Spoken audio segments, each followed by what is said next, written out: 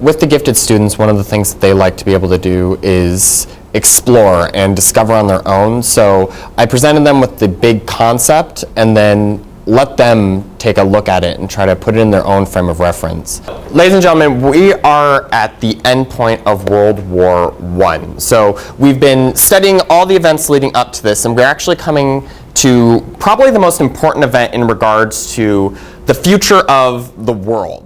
And with that, I gave them the option of how they wanted to see it. I wanted them to use a variety of sources. Some of them, they can hear things and see them in video, and that works really great for them, and they understand it much better. Some of them, it works better to read it, and they can interpret the information better. So by giving them those variety of sources and saying, have at it, they really take to it and they play to the strength that they have. I'm going to send you guys off to do some research and investigation.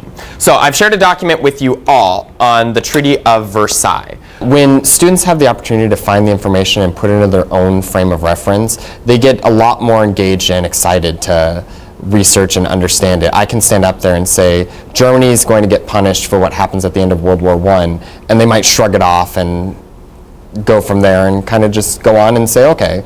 But if I have them read through the original document and piece it together themselves, they start to come to these conclusions and say, wow, this is what it is. And now they've made that their own ownership. So not only are they able to express that, but now it's put into a place in their memory that's much deeper than what I could do by just telling them.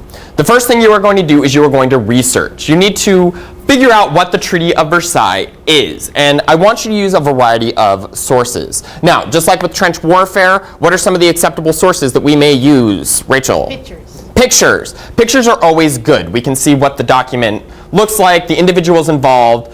Pictures worth 1,000 words. Good. What else? Nevin? Videos. Good. We can use videos. Those are a great resource. Anything else that we may use? Ariel? Government websites. Government websites, so their summary of it. One of the great things about this type of environment is that they're learning 21st century skills. It's not the typical, what we're used to, where you go to the library and you have to pull up the card catalog and go from there. They have the whole world at their fingertips, and we want to show them how to do that appropriately. We want them to find good sources, so we're teaching them those skills, as well as interpreting information on their own and coming to their own conclusions. These are the same type of skills that they'll be applying in their future when they're evaluating what political candidates might say and different things in the world. They're taking that in and they're going to internalize it, and those skills develop here. As you're doing this research, what I want you guys to do, I want you with your table groups, I want you creating a Google Doc, and just like I shared this one with you, I want you to create a Google Doc for your groups, and I want you to compile that together. Get all your research in one place. Get your resources and everything all piled up there. Any technology they introduce is you establish clear expectation as to what's expected, and you really help alert them at the fact that the internet's not a place where it's not all rainbows and puppies. There's bad things on there, and you teach them about that up front, and you teach them how to use the internet in a safe, secure way. And you act as a support in the classroom, and you show them this, just from the website title, just from the web address, this is probably not a place that I want to go, so we're just not even going to venture there. In this class, we were doing a whole project-based unit on World War I, so students had multiple things, and they were working towards the one driving question about justice, was justice served? And so that kind of framed everything that we did. So we were able to see all the events leading up to this culminating activity where they looked to answer that. They saw everything that happened. We read All Quiet on the Western Front to go along with that, and they saw it from a German perspective. We did documentaries where they were able to see that, and all of that led to this moment where they have to evaluate, was this fair what happened? And when that all comes together, that all is done through student-directed learning. All right, so as we discussed at the beginning of World War I with our big guiding question about justice, was justice served with this? I want us to discuss what we found. So first thing I want us to ask is, what essentially, in the most compact version capable, did the Treaty of Versailles do? Natasha. There was this quote that I found from when I was little. War doesn't determine who's right, only who is left.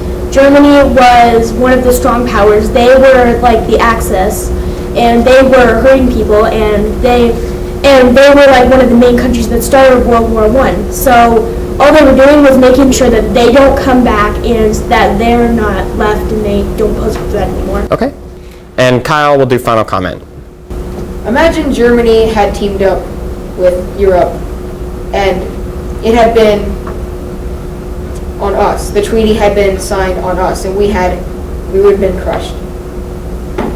From that perspective, seeing it from both sides, you need to realize that they weren't the only ones that were on the other side. There were several other countries that we were against, and I don't see it fair that Germany is basically just demolished and there's nothing left.